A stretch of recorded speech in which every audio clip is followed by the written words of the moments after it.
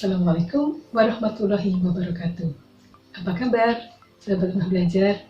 Semoga dalam keadaan sehat dan tetap semangat belajar.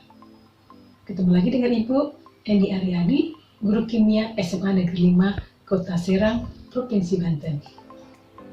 Hari ini kita mau belajar apa ya? Kita akan belajar korosi. Tujuan pembelajaran hari ini adalah menjelaskan definisi korosi, mengemukakan beberapa contoh korosi dalam kehidupan sehari-hari, menganalisis faktor penyebab korosi, menjelaskan dampak yang disebabkan korosi, serta menganalisis cara mengatasi korosi. Perhatikan gambar berikut. Apa yang terjadi pada benda-benda tersebut? Apa penyebabnya? Berbahayakah? Bagaimana cara mengatasinya? Mari kita ikuti pembelajaran berikutnya. Korosi. Apa yang dimaksud dengan korosi? Korosi adalah kerusakan logam yang diakibatkan karena adanya reaksi redoks antara logam dengan zat lain yang menghasilkan zat yang tidak dikehendaki. Bagaimana reaksi korosi dapat terjadi? Perhatikan gambar berikut. Gambar ini menunjukkan proses korosi pada besi. Pada proses korosi ini, bagian tertentu dari besi bertindak sebagai anoda. Besi mengalami reaksi oksidasi. Perhatikan reaksinya.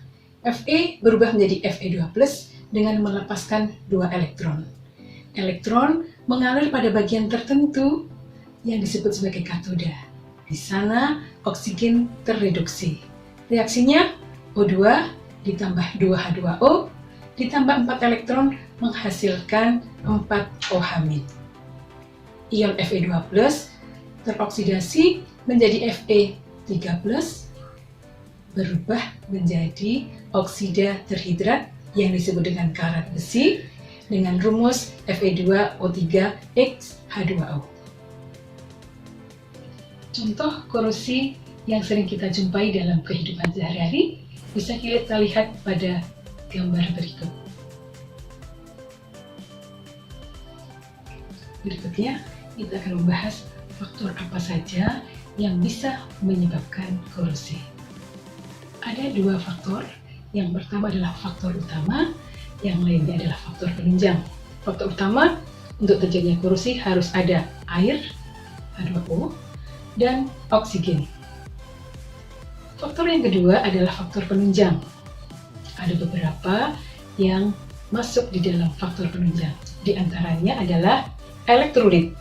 Adanya asam dan garam akan menyebabkan terjadinya korosi lebih cepat. Faktor berikutnya, permukaan tidak merata. Permukaan tidak merata pada logam menyebabkan terjadinya korosi. Ketiga, pengotor. Adanya pengotor dalam permukaan logam menyebabkan reaksi tambahan yang akan mempercepat terjadinya korosi. Faktor keempat adalah temperatur. Korosi akan lebih cepat terjadi pada suhu yang tinggi. Faktor berikutnya adalah keasaman. Korosi berlangsung dalam suasana asam, artinya pH di bawah 7. Berikutnya adalah faktor mikroba. Adanya mikroba yang menempel pada permukaan logam menyebabkan proses korosi lebih cepat. Dan banyak lagi contoh-contoh yang lainnya. Dampak negatif yang disebabkan oleh korosi adalah kerugian secara ekonomi, membahayakan keselamatan manusia, menurunkan kualitas dan efisiensi logam, menurunkan nilai estetika. Beberapa cara pencegahan korosi, di antaranya memberi lapisan pelindung agar tidak terjadi kontak langsung antara logam dengan air dan oksigen. Caranya dengan pengecatan, pemberian pelumas, dan membalut dengan plastik.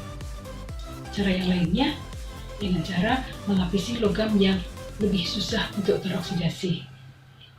Cara ketiga, melapisi logam dengan logam yang mudah teroksidasi.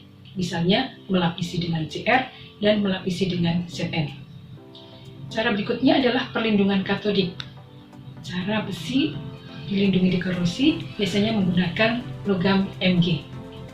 Cara yang terakhir adalah paduan logam atau biasa disebut dengan alloy, yaitu memadukan atau mencampurkan besi dengan logam lain, misalkan Ni dan Cr, untuk membentuk stainless steel yang mempunyai sifat tahan karat. Demikian pembelajaran hari ini. Bagaimana? Semoga bermanfaat. Assalamualaikum warahmatullahi wabarakatuh.